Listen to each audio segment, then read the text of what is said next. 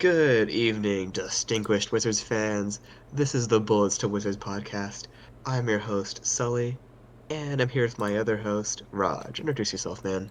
Hi everyone, my name is Raj. I'm a college freshman and I've been a Wizards fan since quarantine because that's when I started watching basketball. And so far, my favorite Wizard is Corey Kispert, and that might be a little controversial because I can see a lot of people hating on Kispert because of his It's not defense. controversial, but it's interesting. Such a mid player, the grand Yeah, scheme of okay, yeah, things. people can't call him mid, but I see a lot of potential in him, especially because he's also been improving on defense just a little by little. Um, Other than that, yeah, I've just been a Wizards fan since quarantine, and I'll just pass it on over to Sully here. Yeah, honestly, I can respect not going for the big star, not saying Kuz your favorite player or whatever. Honestly, at least last year, honestly, DeLong became my favorite current Wizard. This year's been kind of hurt in and out of the lineup.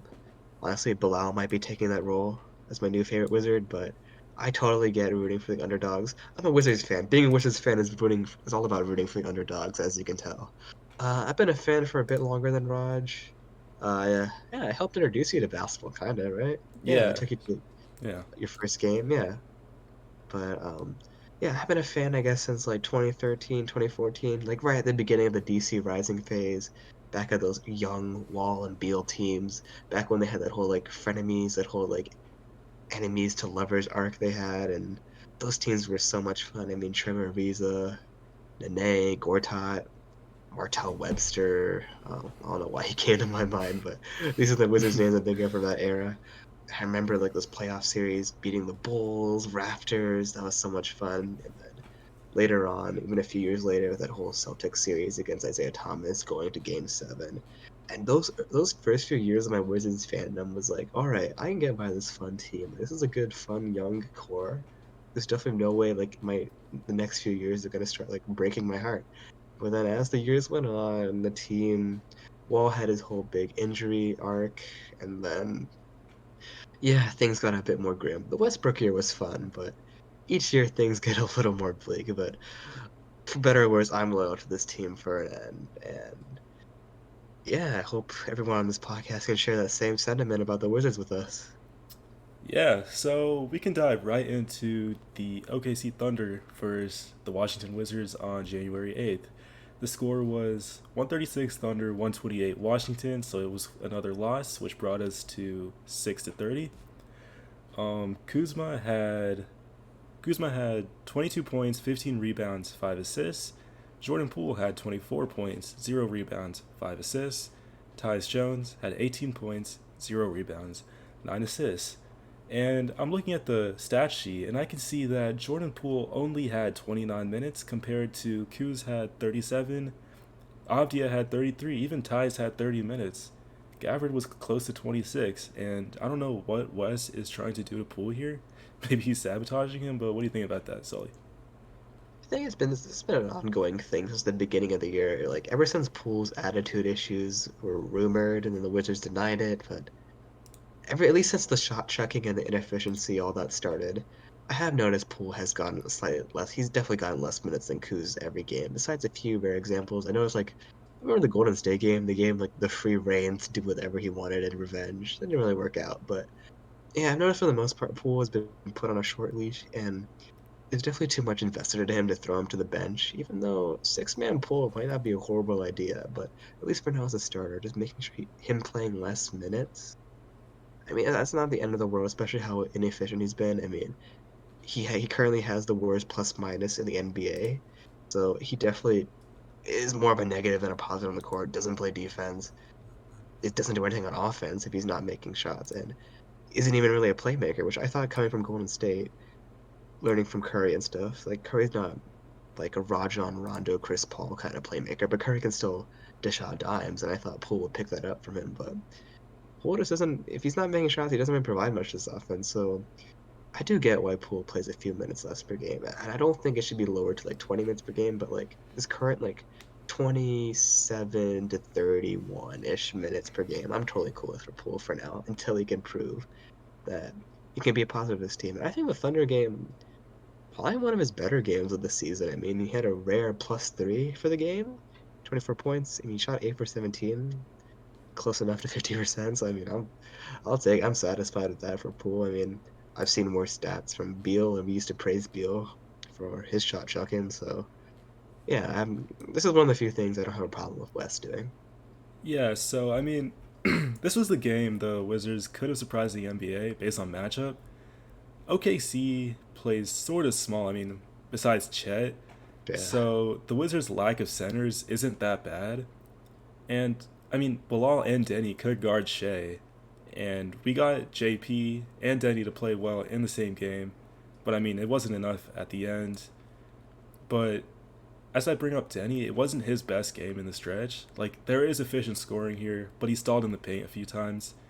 And, I mean, he needs to work on his floater game a bit, I would say. I can see him miss a lot of it. And every time he passes, it seems like the defenders of Thunder, they kind of expected the pass. Like, he had some sloppy entry passes tonight. I mean, there was like 1 to 2 turnovers, and he just couldn't make the guys receiving on the end. They just couldn't get the ball. But it was still a decent game, and I'm glad to see him continue to develop different parts of his game. And I think he should just keep it up, get uncomfortable out there, and just regain his confidence. yeah, we do need more Turbo Denny. And I mean, I appreciate he wasn't like shooting and missing a bunch of threes like he sometimes does. But I do agree, like his game is so much more effective when he's going turbo mode and like slashing to the rim and all that. I don't necessarily think he needs like a Tyus level floater to be effective, but definitely some level of driving to the rim is effective, especially since he hasn't proven that his 3-point shot even this year is better, but it's not something I still hold my breath when he shoots. So yeah, I totally agree with you on your Denny analysis there. Though I will say the -20 is a bit painful to see. Yeah, no, Poole being the last is kind of painful, as well as I'm pretty sure Kuzma's second to last and Tice is somewhere down there as well. But yeah, I mean, if we look at the Thunder, they Chet got 31 points, Jalen Williams had 21, Shea had 32, and then everyone else. I mean, Josh Giddey had 9 points, Lou Dort 7, Joe had Okay, 16, Isaiah Joe was Isaiah a Joe. problem. That was, Isaiah I Joe mean, was a problem. Like it didn't matter who he put on. He would just like fade away, shoot a three, and then the lead would yeah, be 10 again. I mean, And that was the issue that I like. Honestly, if you're a good NBA team that's coached well, can play defense, 128 points should be enough to win. But tonight it wasn't. And like our offense was there tonight. It really was. Like I don't have really any problems with how our offense was executed tonight. The issue is yeah, defense. Like the Thunder maintained a good, consistent like 6 to 10 point lead throughout the night. We would get maybe two or three threes in a row, and then the Thunder would get two or three threes in a row, and then the lead would be 10 again. And we just never made up ground. We were always within striking distance, but we could never get more than like two or three stops in a row. And that's why it was a fun game to watch because it was always within reach, and the offense was good throughout the game. But it's just it was just, sometimes I was like, damn, get a stop. Like either Shea would do his whole like foul merchant thing, or Chet would just use his size, or like I said, Isaiah Joe would just fade away from three, or even Giddy toward the end of the game would just do his little giddy like giddy whatever layup things he does. But yeah, just definitely. I mean, it's obvious this is like the worst. It's between them and the Pistons for worst defensive team this year, and that's why we lose games against good teams like this.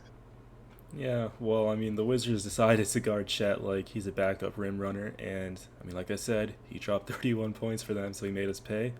So I mean, it's a good game for Chet. I mean, he's definitely. I mean, I think he's gonna win Rookie of the Year in my opinion. Wemby is still up there, but Chet so far is he's just like an upgraded Wemby, I'd say. But Kispert was better than I expected offensively because I mean, he can cut now. He's been a good cutter. It's just Okay, Kispert look apologist. man, look man, look man. And I mean, I said it before. Danny was solid on both sides of the ball. He needs to work on his floater game and just up his passes a bit more. I don't know. I didn't like him guarding Shea today. I did not like him guarding Shea. I mean, I Everyone else who else would you put on Shea though? I mean, Danny is still one of the best defenders on our team, aside from like put Bilal. put young Bilal on him. I don't know. I, we have real hope for Denny that he can be this lockdown defender, and he's not a negative, but I don't think he can guard a team like an MVP candidate like Shea. I just don't think that's in his arsenal. Yeah. Well, now we can head into Ryan Rollins. He got waived today? Yesterday? Was that today? Wait. One more thing I Oh, want to you bring want to? up. Okay, one closing thought. Talked a little bit about Giddy. Didn't mean to make him sound positive. I mean, the jury's still out, so I won't say anything, but I will say the boos for him at Capital One were pretty loud. And fun fact, last weekend we actually went to a Brooklyn Nets game at Barclays Center, and it was also a Thunder Nets game. So we have a little bit of extra insight on the Thunder prior to this game. And the boos were loud at Barclays, but I don't know, maybe New York has a strong Australian population, but compared to DC, but I feel like the boos were louder at Capital One than at Barclays Center for Giddy.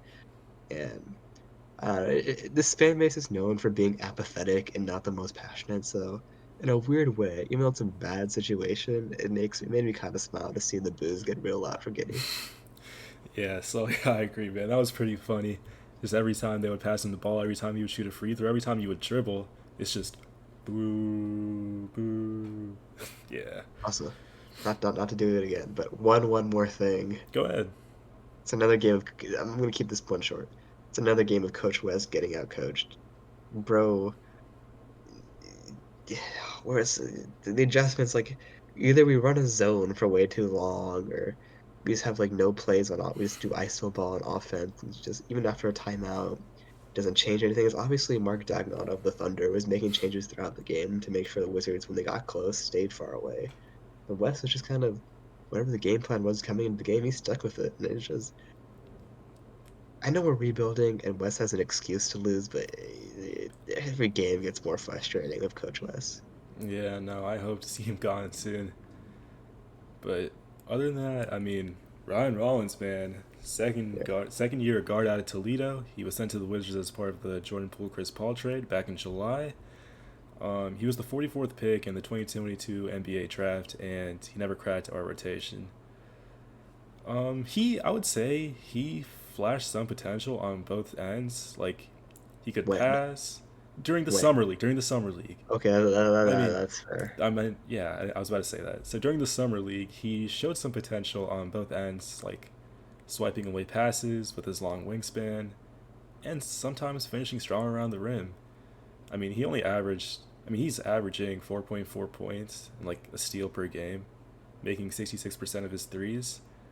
But he only Yeah, but played he 10 played like games five and seconds. I don't care. averaged under 7 minutes in those like little frames. But These are all, these are all empty garbage time stats. And honestly, from what I've seen of him in garbage time, he's kind of a shot chucker, which I get.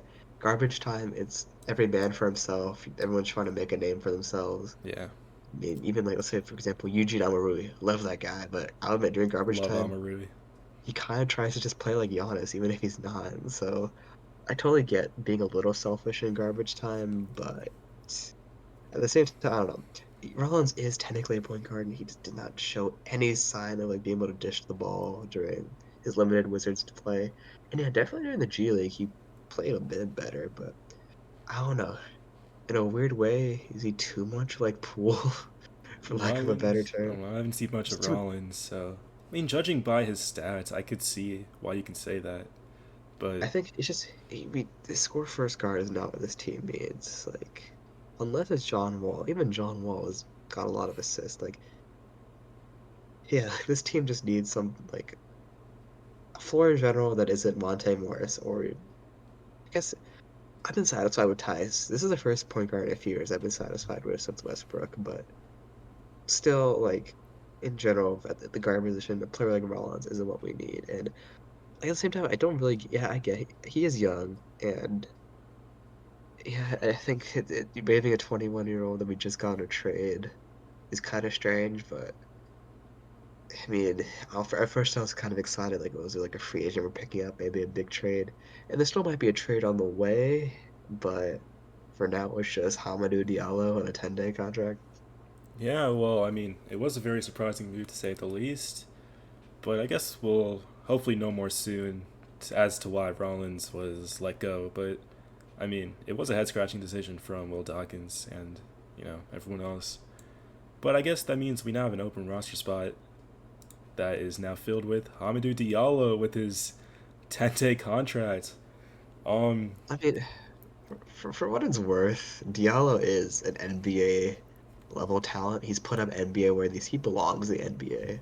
Like him Yeah, being in the G League is kind of surprising up until now. So I don't mind having him on the main roster, but I don't know where he feels a need on the roster because he is known for being a streaky, not really good shooter.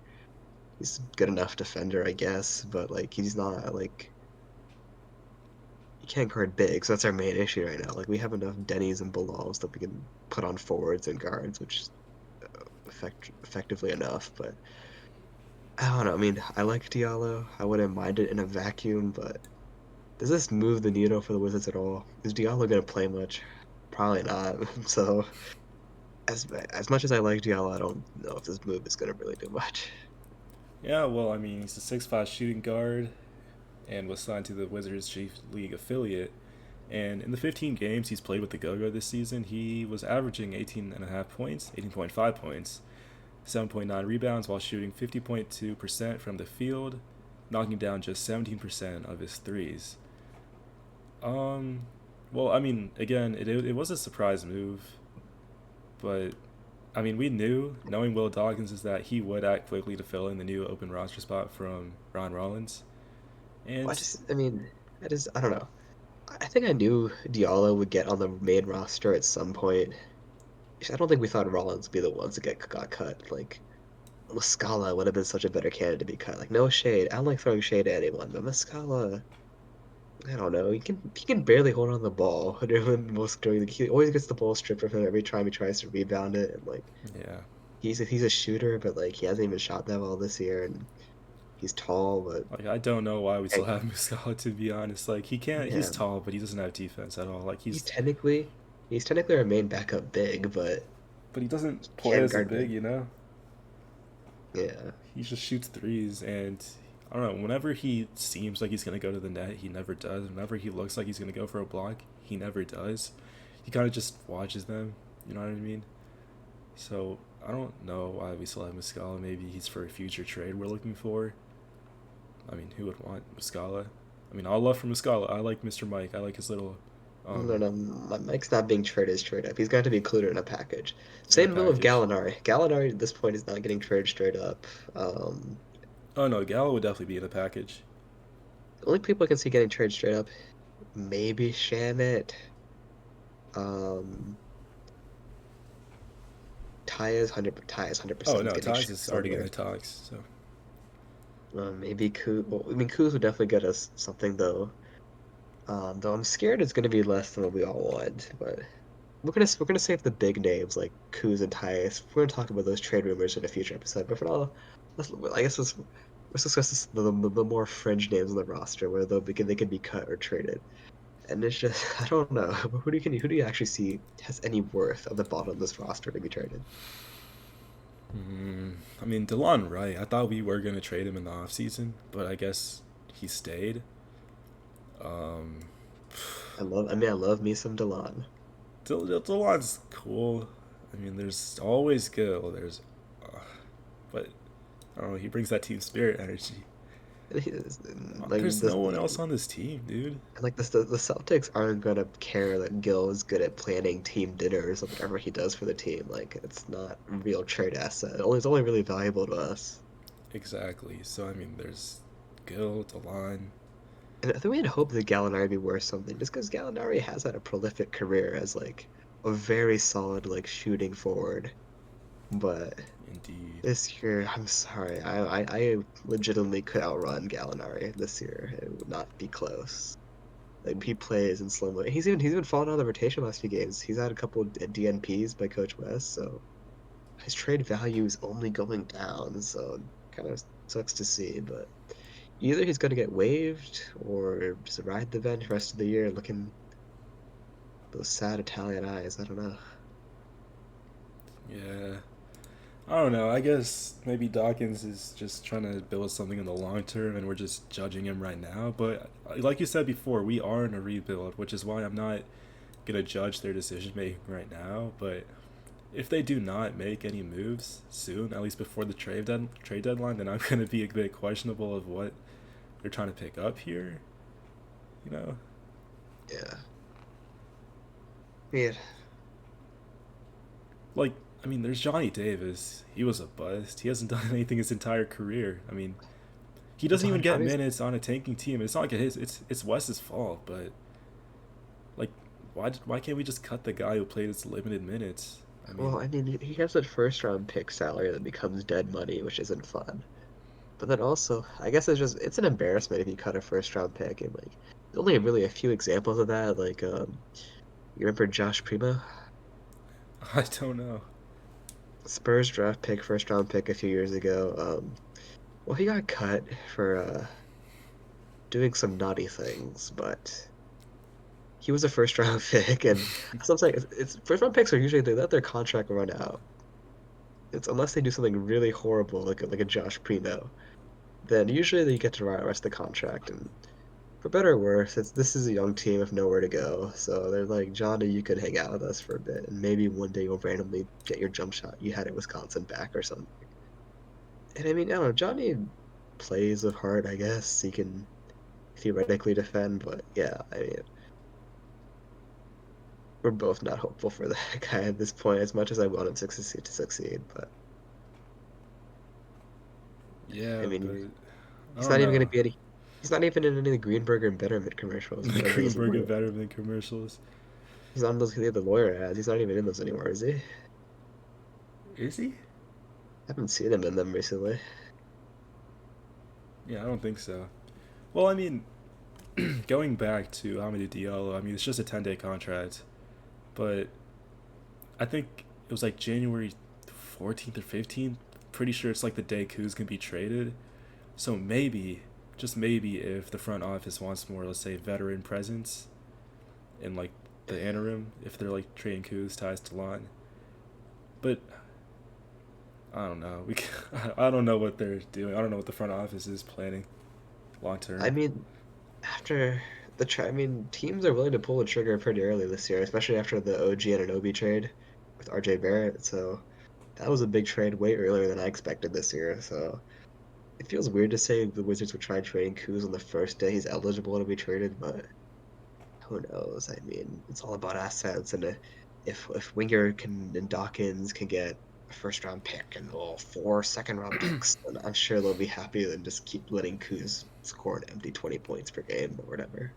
Yeah, and likely it is because I mean we're in a position to trade multiple of our guards like Shamit, Tyus, Delon, maybe even Kispert and Avdia, who are capable of being traded in the near future. But if we need the immediate backfill, our 10-day contract for Hamidou Diallo could accomplish that. Like,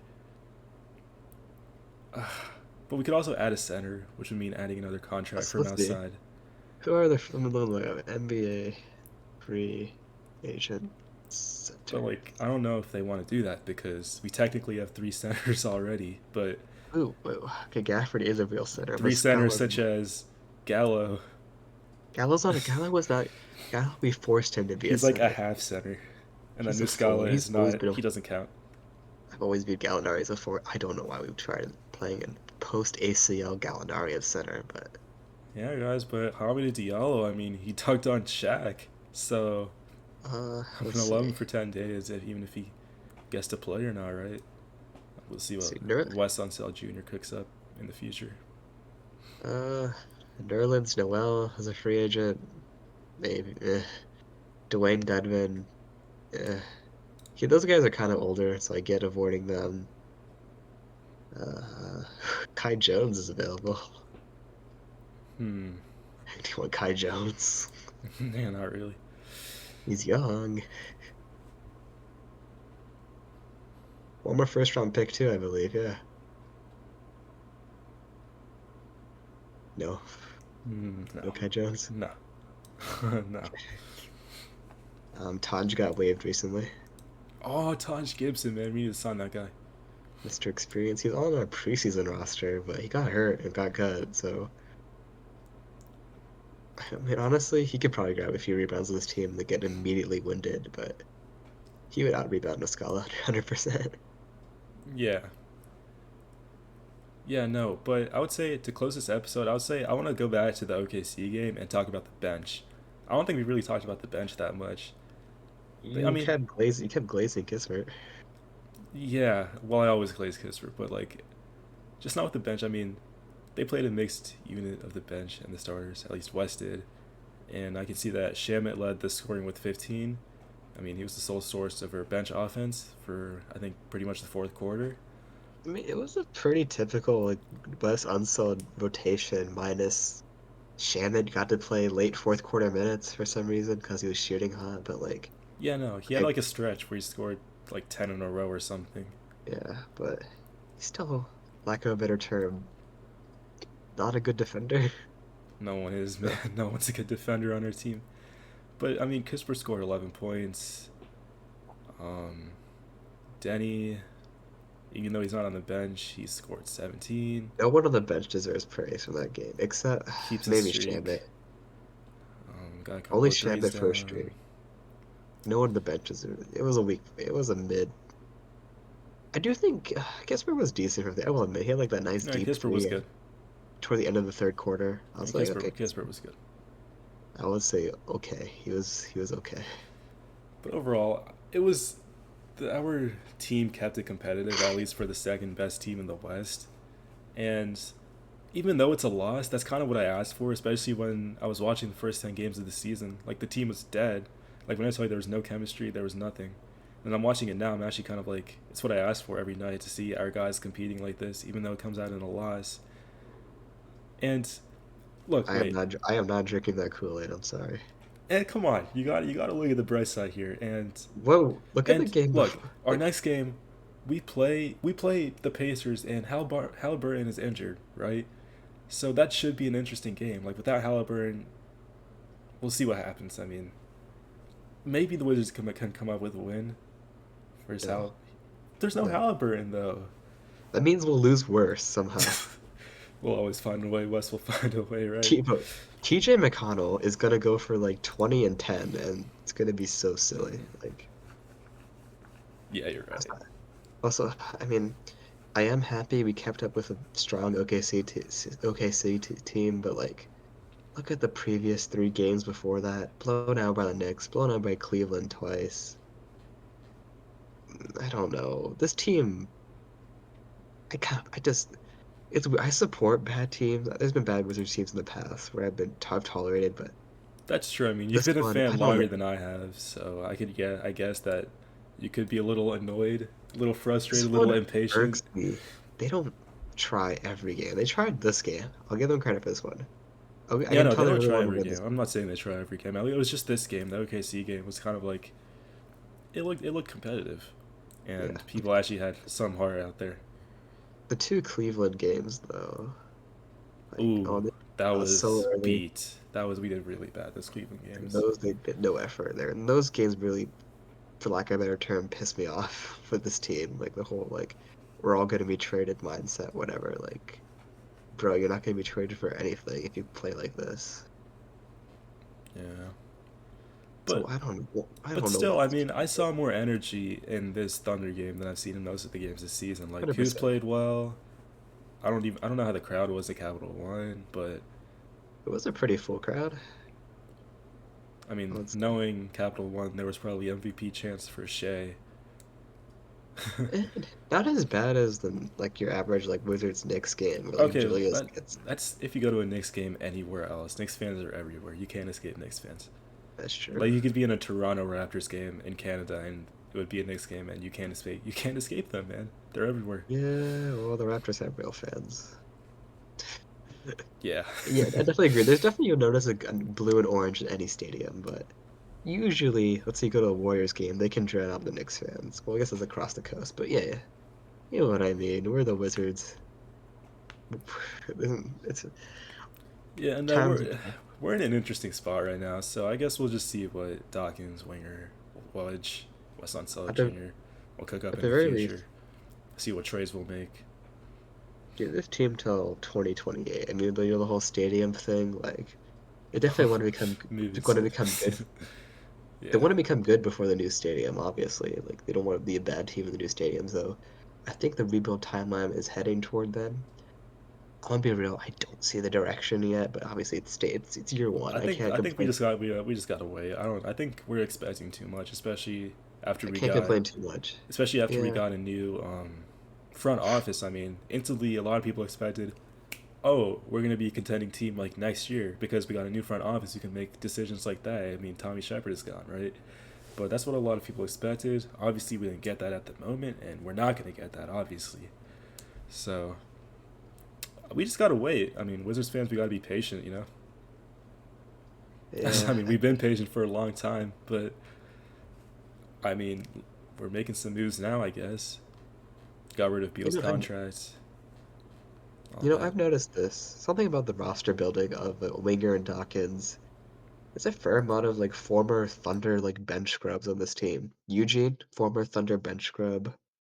Um, let's was Diallo is a former Thunder. I want to say bench scrub, but bench warmer a lot of the time. Even Jared Butler is a former bench like dude. And that's why I don't know. I don't want to say nepotism, but because obviously front offices will bring in who they're familiar with. That is very common for a new front office.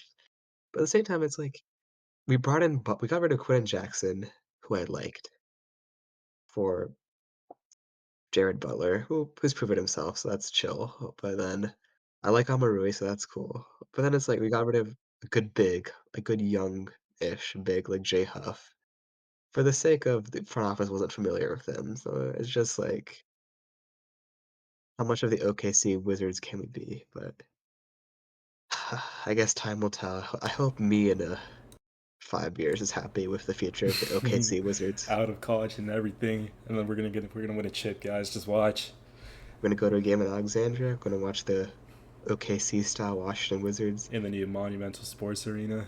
Oh yeah. Yeah, it's very fitting. They just played OKC because in that Dawkins came from OKC and all that. One to compare like the whole team building, how the Wizards are trying to copy the OKC model. Dawkins helped build in OKC, but then also just the players he's brought in from OKC, the front office he's brought in from OKC. So very fitting matchup here, just to really analyze where this team is going in a vacuum. But Yeah, but I mean, we could have a bright future ahead of us. I mean, we got, I would say, a trustworthy front office at the moment, at least from what we've had before. it's too early to not trust them. Yeah, So it's too early to not trust them. At least they got rid of Beal's contract, which is all we could have asked for at the start. yeah. But other than that, I would say we have a pretty bright future. At least we just gotta wait. I mean, the Jazz game, or not the Jazz, the Pacers game is coming up. See how that goes. Create another episode on that. Yeah, got the Pacers up tomorrow. Yeah, we'll definitely create an episode after that, give our thoughts on that, any other rumors we come across, and yeah, I mean, like that one guy on the Wizards Instagram says in the comments all the time, could still go 52 and 30. 52 and 30 guys trust.